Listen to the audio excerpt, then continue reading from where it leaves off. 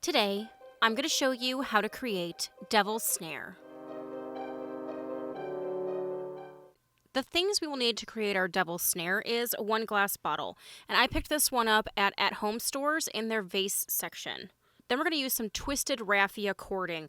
So this is a 2mm and this is a 4mm black cording, and I picked these up on Amazon. I'll put a link for them down below. We're going to use some gray jute twine. Because this was a vase, didn't have a cork, so I'm going to use a number 8 black rubber cork.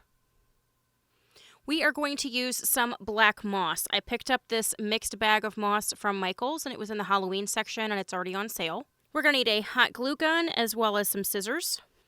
And finally, we will need our label printed on sticker paper, and a link for this is in the description down below. Let's get started. Would you like a chance to win a monthly potion bottle? Then consider supporting me over on Patreon. All of my patrons have a chance to win a monthly potion bottle. Patreon not your thing? No worries. You can become a member here on YouTube where you get exclusive icons and emojis to use in the comments section. Link is in the description down below. The first thing we're going to do is take our glass bottle, and I'm first going to take some of this raffia cording. And I really liked that this looked kind of viney and had this twisty look, which I think kind of mimics what the vines look like in the movie. So I decided we were going to try to use some of this as well as the smaller size to create some of our vines. Now, we're also going to put some of this black moss in the bottom of the jar as well as the very top. So I already kind of saved a chunk over here for the top of the bottle, but we're going to cut some little sections and some not so little sections of this cording. Now, as you can see at the end, I've already split this into two. I was just kind of playing with it to see if it would do what I wanted it to, and it definitely did. So I retwisted this back up, and I'll show you what I did to kind of get it to that point here in a second. But what's nice is you can kind of manipulate this and shape it just by twisting. You can even untwist if you want it to be a little bit fatter too. There's a whole bunch of things we can do, and we'll do all of it in here, but I just kind of wanted to show you how we're going to start. So basically we're going to make some little strands of the Devil's Snare, and we're going to literally just place them and wrap them into our bottle, and we're going to do different varying sizes, and then like I said, we'll have some of the moss as well. So this size is the 2mm. And what's nice is it's kind of like two twisted sections. Let's see if I can get you to see this better.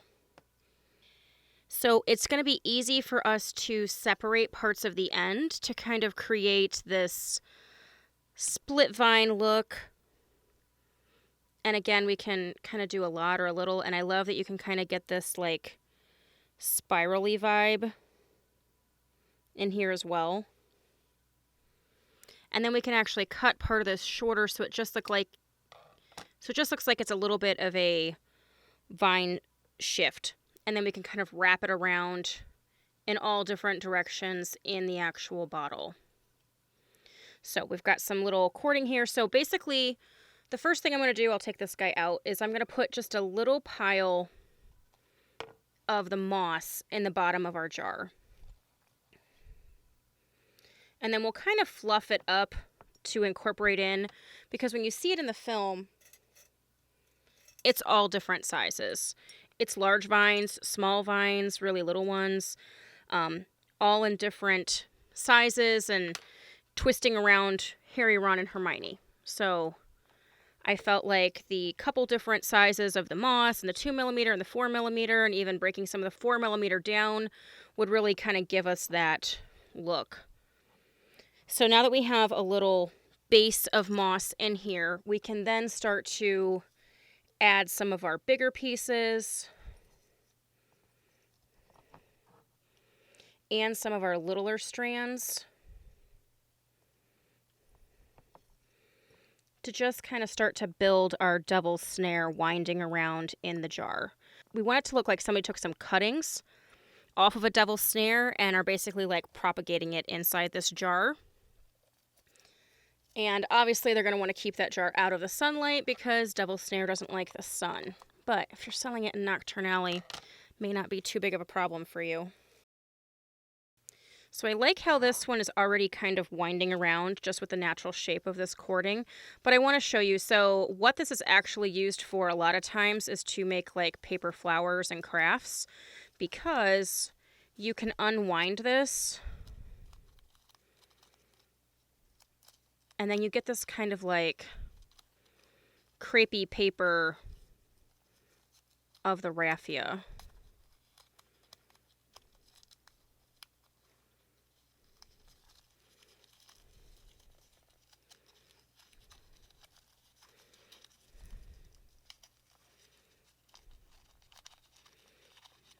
Continue to work this open. Here we go. So see, you actually can open it up into like a whole wrinkly paper situation. And like I said, people use it to make paper leaves, paper flowers, all kinds of stuff. So we're going to use that to our advantage, and we are going to cut parts of this down. You can even do some tearing, whatever.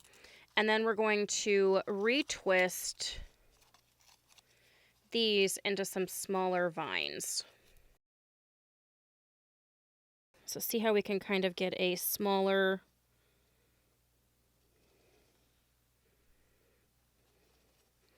twisty vine situation. So we'll do that over here as well.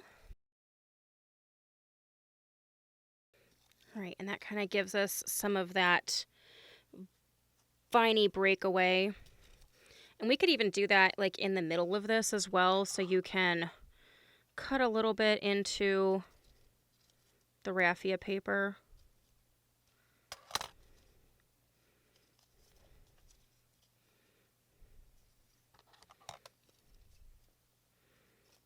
See if I can straighten this out a little bit and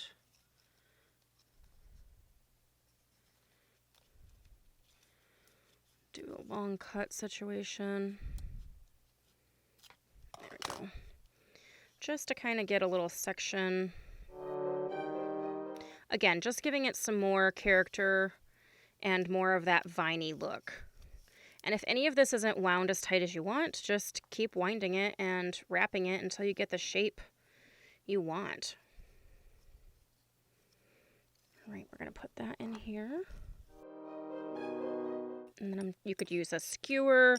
I'm using one of my little laboratory spoons that I like to use my mica powder to just kind of get everything to start laying the way you want it to get that viney look.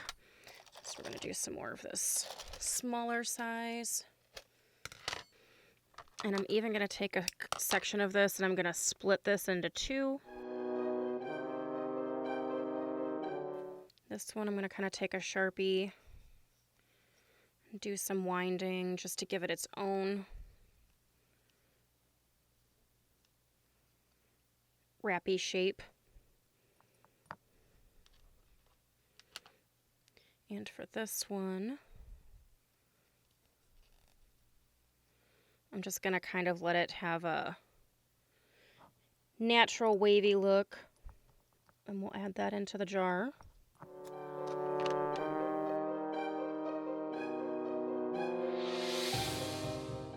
All right, so this strand I just kind of rewound, and I kind of love how jagged it is. Just kind of adds a little bit more dimension. And then we're going to do the same thing to this one, except I have a couple little offshoots that I can do on this one too on their own. All right, we can add that in.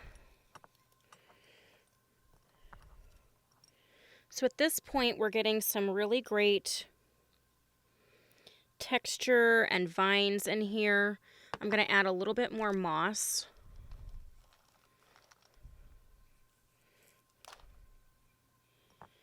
Into the mix here. Okay, and I actually think we have a really great look of our devil's snare in there. So once everything is in here, we can cork this one up.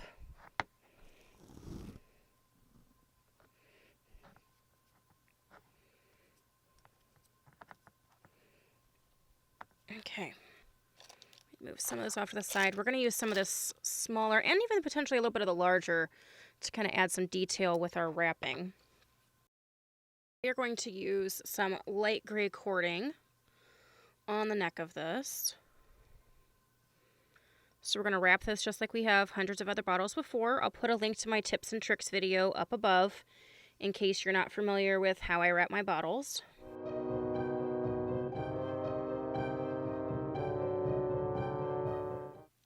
The first thing we're going to do to finish off the top of this is we are going to take some of this black moss and we are going to glue it onto the top. So I just have some regular clear hot glue in here. And I'm just putting a decent amount up here at the top of my cork.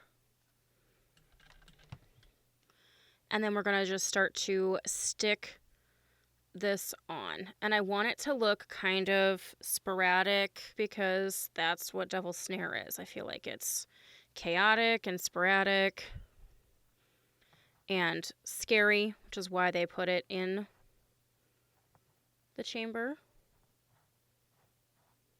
as one of the barriers to the stone. Or as some people think, it was Dumbledore's test for Harry. And originally it was potentially a task that was supposed to be meant for Neville to help the other three with, since he has an aptitude for herbology. But since he wasn't there, thank goodness Hermione is smart and knew the answer once she thought about it. All right, so we've got our moss up here, and I'm not done yet. We're going to kind of curtail it a little bit more to the top here, so I'm going to just add a few little drops around the actual edge of the bottle and start to stick the moss. So it's still chaotic, but not all over the place. Like, I don't want it just hanging off willy-nilly.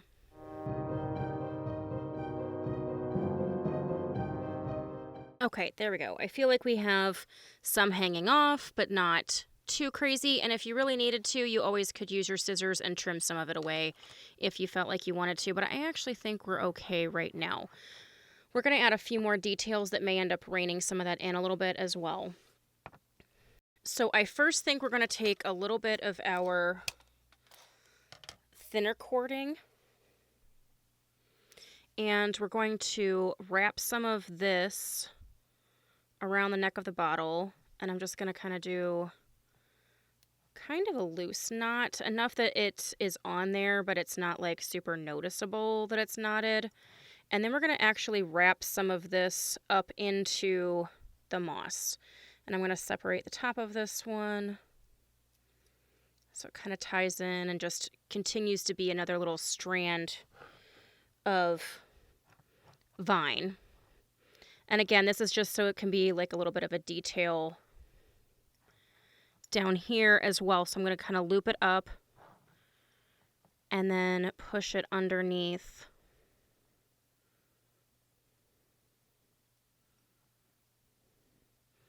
part of this so it can kind of just continue that viney aspect. And I'm just going to separate this a little bit down here. And we're going to trim one side of this so they're not even. Okay, so again, it just kind of helps create that like Devil's Snare viney look. And then we're going to do a similar thing with this one. I'm going to wrap some of it up here at the top, I believe. I'm trying to figure out how I want to do it so it looks natural but also stays on. So we're going to kind of loop this, and I'm going to see if I can get, we may use some of the glue to hook it on. I may try to use some of this thinner one to kind of feed some of it under there. Okay, yeah, that works good. And then we can kind of have this wrapping around. And again, I think I'm going to utilize some of this smaller one to kind of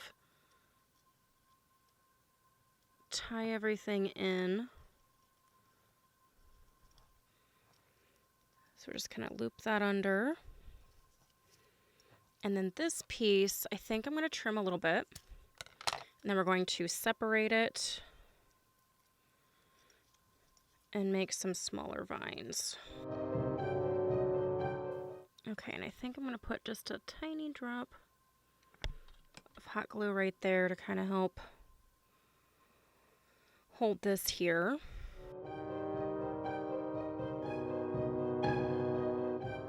Okay, and I think I like how crazy the top of this one is. I think it just adds to that devil snare vibe. All right, so we are going to add our label.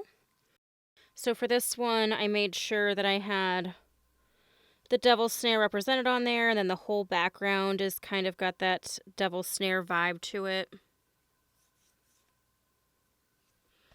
So we'll take the backing paper off of this.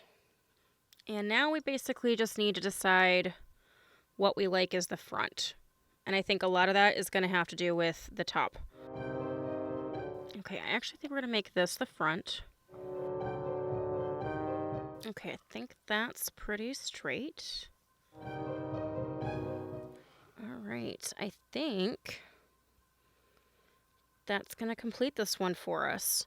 We have that really great viney texture inside and on the top of our devil snare.